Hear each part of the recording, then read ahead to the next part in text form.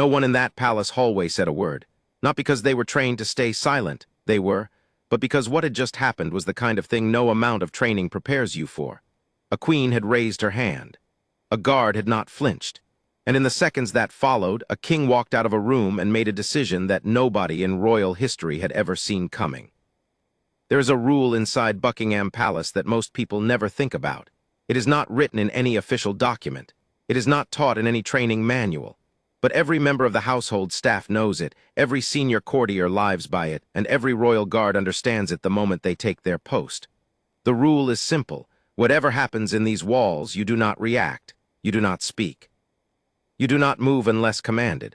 You are furniture with a heartbeat, and your job is to be invisible while being absolutely present. Thomas Aldrin had lived by that rule for 11 years.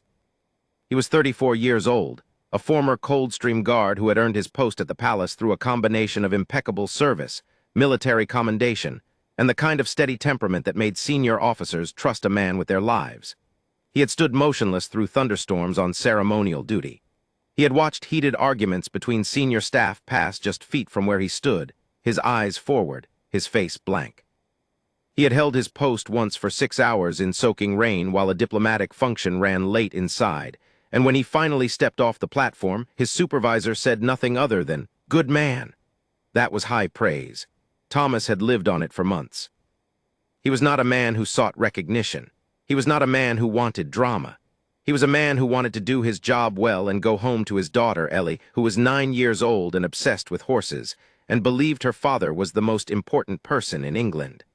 Thomas thought she was probably wrong about that, but he never said so. The morning of the incident began the way most mornings began at the palace.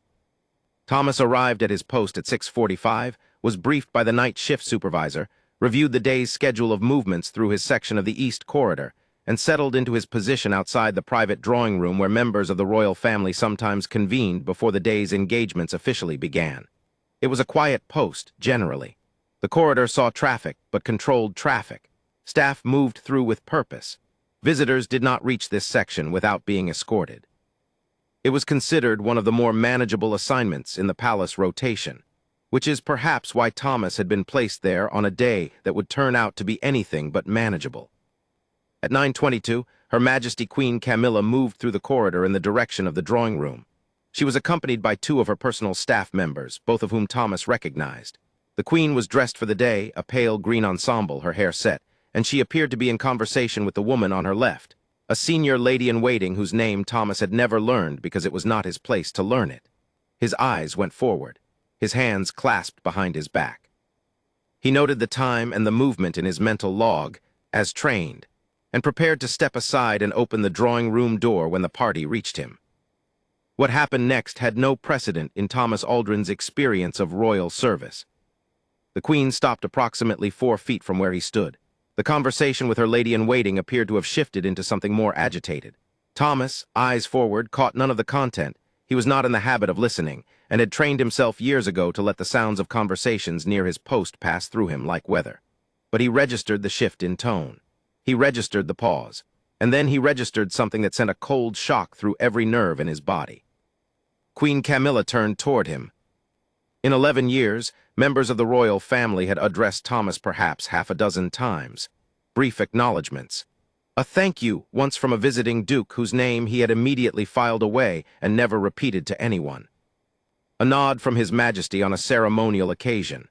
These interactions were handled with the same stillness Thomas brought to everything, a quiet acknowledgement, a return to position, nothing more. He was not uncomfortable being addressed. He simply treated it as another event to be managed with the same composure as all the others. But the Queen was not addressing him, not with words. It happened fast, faster than Thomas's conscious mind could fully parse at the time, though he would replay it many times in the hours and days that followed. A motion sharp, uncharacteristic, a contact with the side of his face.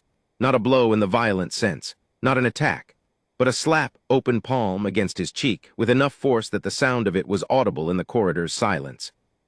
Thomas did not move. He did not flinch. He did not turn his head.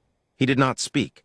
His training held him in place the way a steel rod holds a flag, and he stood there with the mark of it burning on his face and his eyes absolutely, perfectly forward, as though nothing in the world had changed in the last 3 seconds.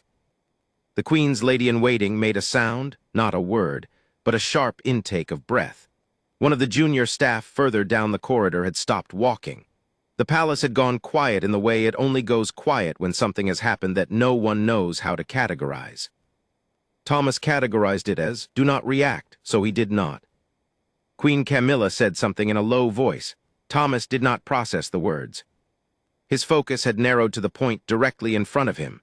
The painting on the opposite wall, the small gilded frame around it, the brushwork in the lower left corner. And he was holding himself there with everything he had, because the alternative was to acknowledge what had happened, and acknowledgement was not his role. Whatever had caused this moment, whatever stress or frustration or private difficulty had brought the Queen to this point, was none of his business, and he would carry none of it home with him, and he would file no report unless ordered to, and he would not speak of it to anyone. That was the plan. Then the drawing-room door opened. King Charles III stepped into the corridor. He was in his morning suit, not yet ready for the day's public engagements, and he had apparently been standing close enough to the door that the sound, that small, sharp, unmistakable sound, had reached him. He looked at Camilla. He looked at Thomas. He looked at the corridor at large, taking in the frozen postures of the staff who had witnessed the moment, and then he stood very still for a few seconds in the way that powerful people sometimes stand when they are deciding something important.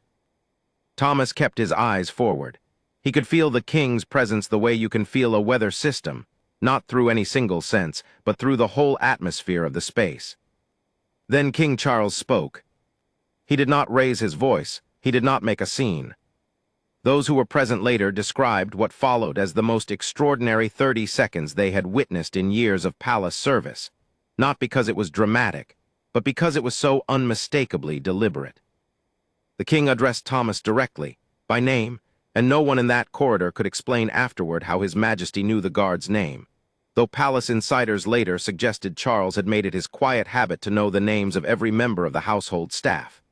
And he said, with the precision of a man choosing each word individually, that what Thomas had just demonstrated was among the finest examples of dignity under pressure that he had ever personally witnessed in royal service. And then he did something that had never been done before, at least not in anyone's living memory of how these corridors worked. He extended his hand. Thomas Aldrin, by his own later account, almost broke composure for the first time in 11 years, not from distress, not from confusion, but from the sheer disorientation of a king offering him a handshake in the middle of a palace corridor as though they were two men who had just met at a function and found each other worth knowing. He took it. He had no other choice. Protocol in that moment had been completely rewritten by the man who sat at its top. The handshake lasted perhaps 3 seconds. King Charles said something else, quieter, not caught by those further down the corridor, and then he turned to his wife, and the look that passed between them was the kind that belongs to a marriage of many years, the kind that carries the weight of many private conversations and the understanding that one more will need to happen before the day is out. It was not a cold look. It was not a public reprimand. It was a look that said, "We will talk about this, and you know we will, and that is all that needs to be communicated here." Queen Camilla's expression had changed the moment the king stepped into the corridor. Whatever had driven the earlier moment, the pressure, the frustration, the private storm behind the public composure, had been replaced by something harder to name. Not shame exactly, not the performance of remorse, but awareness. The particular awareness of a person who has done something they cannot undo and is now reckoning with its weight in real time. She looked at Thomas. She said nothing for a moment, and then she said she was sorry, quietly, without the courtly framing that might have made it feel formal or official or managed. Just the 2 words plainly spoken in a corridor where several people were trying very hard not to appear as though they were witnessing anything at all. Thomas nodded once, the only appropriate response. The only response he was capable of offering, because 11 years of training does not prepare you to receive a royal apology any more than it prepares you for the moment that makes one necessary. The party moved on. The corridor resumed its usual tempo. Staff who had frozen began to move again. The drawing-room door, left ajar, swung gently in the draft from a window someone had opened further down the hall. Thomas Aldrin remained at his post. He stayed there for another 3 hours, until his shift ended at 1 o'clock. He did not speak to anyone about what had happened. He answered no questions from colleagues who had not been in the corridor and had only heard the faintest rumor of something unusual in the East Wing. He maintained his post with the same stillness and the same forward focus he had maintained for 11 years, because that was his job, and his job did not pause for extraordinary mornings. What he could not have known, standing there in the afternoon quiet of a palace corridor, was that King Charles had not finished. At 3 that afternoon, Thomas was summoned, not an unusual occurrence in itself. Summons from senior staff were part of the regular rhythm of palace service, to a private meeting room on a different floor. He went expecting a debrief, perhaps a formal note regarding the morning, possibly an instruction about confidentiality. He arrived to find not a senior administrator but the king's private secretary, who informed him that His Majesty had requested a formal commendation be entered into Thomas Aldrin's service record. Not a quiet note. A formal commendation, the kind that appears in a guard's official file and follows him for the rest of his career. The citation, drafted by the King's office and reviewed by Charles himself, read in part, "For exceptional composure and extraordinary dignity in circumstances that would have tested any member of the household. A standard of conduct that reflects the highest traditions of royal service." Thomas sat with that for a long time afterward. He called his daughter that evening. Ellie picked up on the second ring, as she always did, and launched immediately into a story about a horse at her school that had bitten a teacher's coat, and the teacher had been very cross. Thomas listened to the whole thing. He did not tell her what had happened. She was 9, and the story was about a horse, and that was what mattered that evening. But later, after she had gone to sleep and her grandmother had taken the phone to say good night, Thomas sat in his flat and thought about what the king had done. Not the handshake itself, though the handshake was remarkable enough. Not the commendation, though that too was something he would carry the rest of his life. He thought about the decision behind it. The choice, in a moment of private family difficulty, to step into a corridor and publicly recognize the dignity of a man who was paid to be invisible. The choice to say, "I see you," not with policy, not with ceremony, but with the simplest and most human of gestures, an outstretched hand and a name spoken aloud. People talk about power in terms of what it can take from you. They talk about it in terms of distance, the distance between those who have it and those who don't, and how that distance is maintained and policed and performed in 1,000 invisible ways.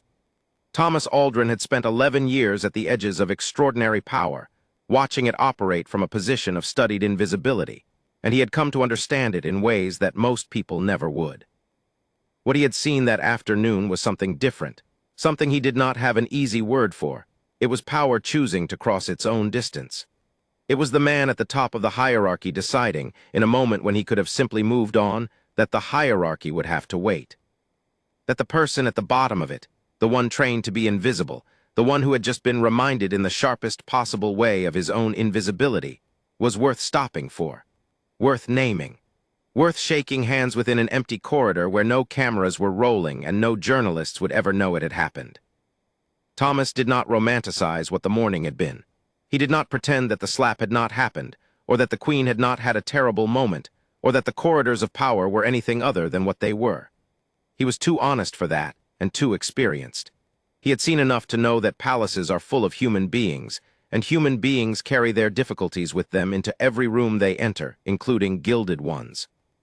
But he also knew what he had felt when the king extended his hand. That singular, clarifying moment when a person in pain, because holding composure in that corridor had been painful, whatever his face had shown, is seen by someone who could have looked away and chose instead to look directly. That, Thomas thought, was not nothing. That was, in fact, everything. He kept the commendation in a plain envelope in the top drawer of his desk. His daughter found it 3 years later when she was 12 and asked him what it was. He told her it was a letter from work. She read it anyway, as 12-year-olds do, and looked up at him with an expression he had never quite seen on her face before, not pride exactly, though pride was part of it, and said very seriously that she thought he must have done something very brave. He told her that he had done nothing at all, that he had simply stood still. She thought about that for a moment in the way she thought about things, and then she said, "But that's the brave part, isn't it? Standing still when everything wants you to move." Thomas looked at his daughter for a long time. He decided she was right. He had always suspected she was smarter than him. Now he had proof.